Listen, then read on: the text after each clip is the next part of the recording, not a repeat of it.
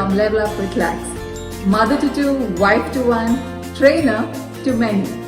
Every experience has a learning and a story associated with it. I'm thankful to Bangalore Bites for giving me this opportunity to share with you 6 such learnings that I acquired from my experience in acting and dancing, and how I have associated that with the training career.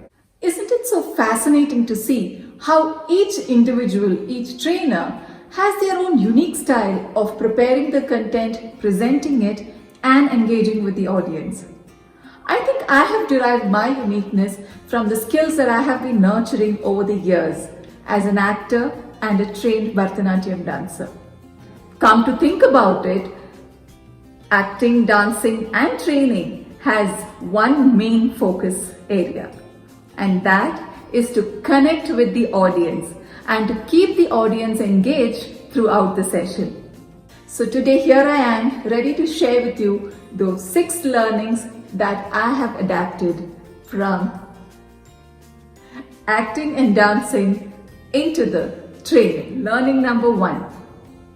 As an actor or a dancer, it is very important for me to learn the character thoroughly. It's only then that I can emote and present it to my audience to the best of my ability. So as a trainer, only if I have a thorough knowledge about the subject that I am presenting to my audience will there be a connect with the audience. Only then will I be able to answer their questions. Only then will I be able to give them the apt examples from real life so that they can understand the topic better. So the thorough knowledge about the role that we are playing, a thorough knowledge of the subject that we are teaching is the first lesson learned. Learning number 2, space management and space utilization. Once an actor or a dancer is on stage, he or she should move across the stage as though it's their own world. This kind of ease would come only out of practice and adopting to a technique called as blocking. And this is done so that at no point of the time the stage looks empty or it should neither look overcrowded. So as a trainer, what did I do? I just use the same techniques here as well. When I enter into a classroom, I would first analyze and visualize where all I can move on the stage that is provided to me so that I can connect the best with the audience. Proxemics. Third, understanding your own body language, body structure, and the body proportions.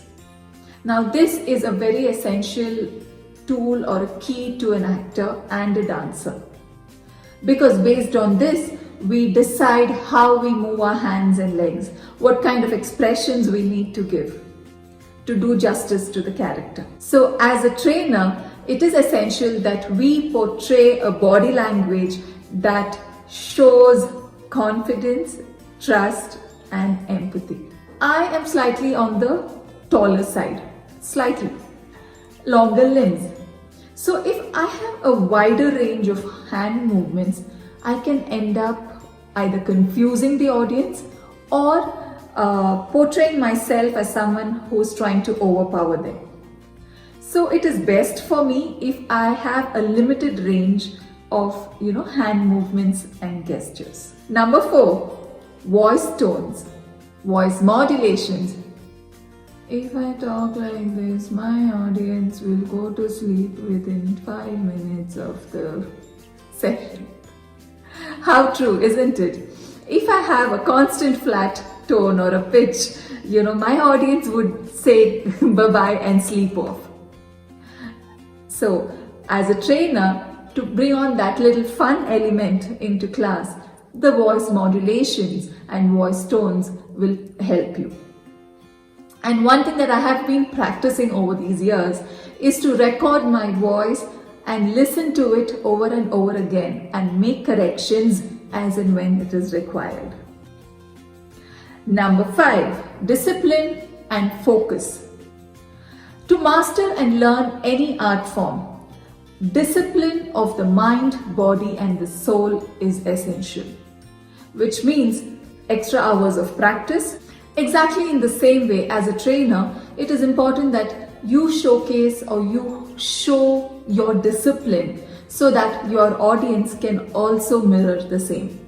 How do we do it? Starting the class on time, coming back after coffee breaks on time.